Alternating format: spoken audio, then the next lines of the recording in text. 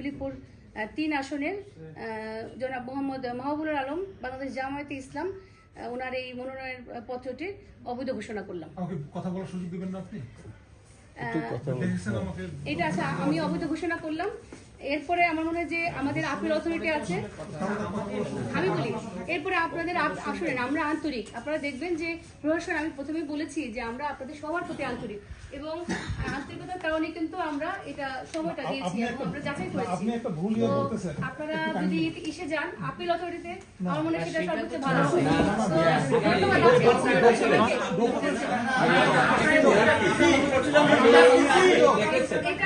অথবা আমরা সময় নিই হয় না, এটা কথা বলার সুযোগ দেবেন না। না, আপনি কথা বলার সুযোগ দেবেন না। আমাদের কথাগুলো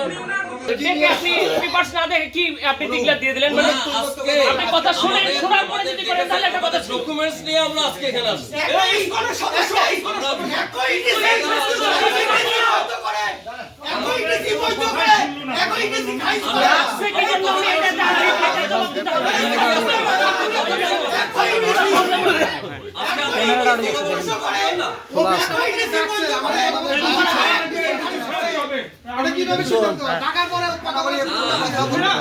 যিনি আজকে আপনারা সময় দিয়েছেন আজকে পর্যন্ত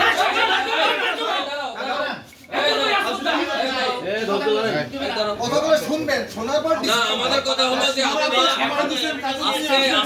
আমাদের কথা দুঃখজনক, আমাদের যাচাই বাছাই ছিল 2 তারিখ। 2 তারিখে ডিসি মহোদয় বলেছিলেন যে উনি বিদেশের নাগরিকত্ব জিনিসগুলো উনি বুঝেন না, যে কারণে উনি বলছিলেন যে আপনাদের যদি আরো কোনো ডকুমেন্টস থাকে, কোনো আর্গুমেন্টস থাকে, আপনারা 5টার সময় আসেন, 5টা পর্যন্ত আমরা এটা স্থগিত করলাম। পরে ওনারা আমাদেরকে জানান যে সরকারের পক্ষ থেকে এটা রোববার 2 তারিখ পর্যন্ত বাড়ানো হয়েছে। 2 তারিখের আজকে রোববার 2টা পর্যন্ত বাড়ানো হয়েছে। আপনারা রোববার 2টার মধ্যে আসেন। তার মানে হলো যে ডকুমেন্টস এবং আর্গুমেন্ট সহ ওনারা আমাদেরকে আজকে আসতে বলছে। দুঃখজনকভাবে আমরা খেয়াল করলাম সেই দিনও উনি আমরা যে সকল ডকুমেন্টস দিয়েছি, এবং এই ইলেকশনে শুধুমাত্র আমি না, আমার মতো অনেক রাজনৈতিক দলের এবং স্বতন্ত্র অনেক প্রার্থী নির্বাচন করতেছে, এবং তারা যে প্রক্রিয়ায় নাগরিকত্বের বিষয়টা সমাধান করেছে আমি ঠিক একইভাবে সমাধান করেছি। অন্যান্য যারা প্রার্থী আছে তাদের ম্যাক্সিমামের নমিনেশন বৈধ ঘোষণা করা হয়েছে। এক দেশে 2 আইন, এটা তো একদম এক্সপেক্ট করার মতো না।